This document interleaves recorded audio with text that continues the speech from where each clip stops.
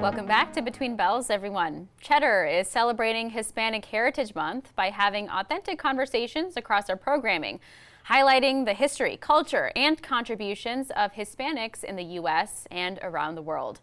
Our coverage is focused on the diversity within this group and aims to bring you meaningful discussions around business, food, entertainment, and so much more.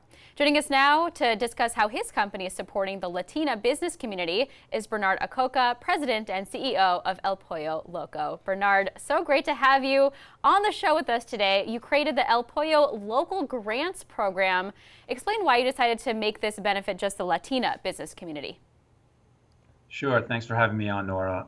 Usually Hispanic Heritage Month is a time for celebration, but this year we felt it was a time for reflection, but more importantly, a time for action. And the reason for that is 2/3 of Latinx businesses are saying that they will have to cease operations given the current economic environment today. 46% of Latina-owned small businesses are saying that they will run out of cash in 3 months or less. And quite honestly, we couldn't let this stand. Our hometown is Los Angeles. That's where our brand originated from. And so many of these small businesses, especially Latina-owned small businesses, make up the social fabric and vibrancy of the city of Los Angeles. So we wanted to do something to help. And that's why we created El Pollo Local Grants, where we are going to award $100,000 to 10 Latina-owned small businesses, and we are inviting the general public to join us in this effort. Yeah, so explain to me a little bit more about how you're identifying some of these businesses, how you are getting the public involved. What is the process behind this? Sure. Well, we partnered with a fantastic organization called We All Grow Latina, and they are an aggregator of Latina-owned small businesses, and in partnership with them, we created the first ever small business Latina-owned small business directory.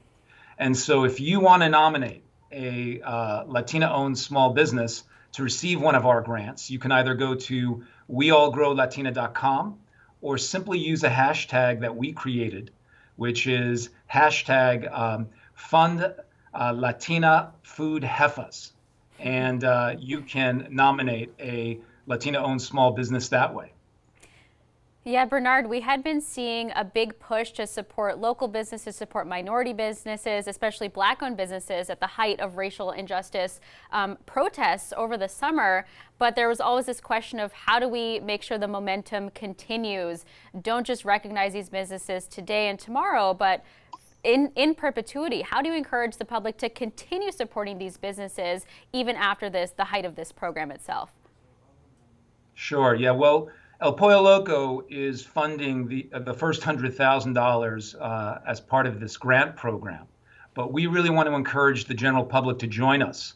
And so if they actually go to our GoFundMe page, which is gofundme.com/EPL grants, they too can join us in providing and donating money to save a Latina-owned small business, because for every additional $10,000 we raise, we can save one more Latina-owned small business. So together we can make a difference.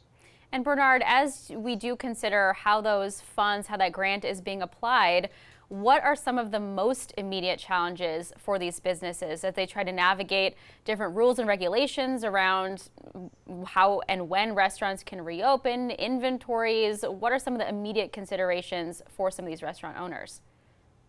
Well, so many of them have been challenged in having to kind of adapt their business to a new way of operating, certainly in Los Angeles, where so much of the economy has been shut down by the pandemic. Which is why another part of the program we are offering up to help guide them through this difficult time is a mentorship program where literally members of my leadership team, including myself, will partner and work with these Latina-owned small businesses that win these grants to help them navigate and get through what is a challenging time for all of us, but what is particularly a daunting period of time for them, for their business to survive. So whether it's in the area of finances, whether it's in the area of how they could potentially transition more of their business off premise.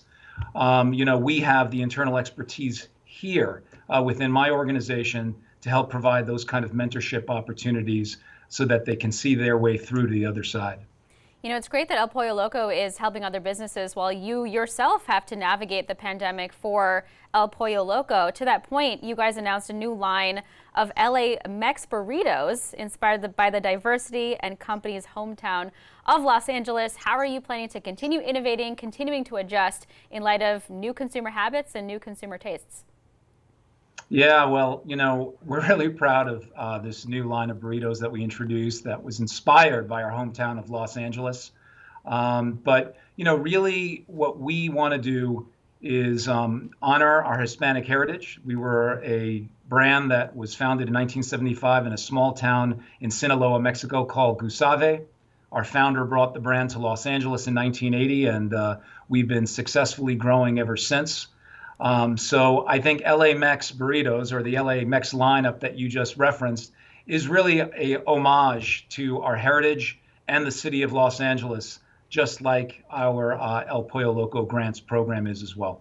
All right, Bernard, thank you so much for your time today. We really appreciate it. That's Bernard Acoca, President and CEO of El Pollo Loco.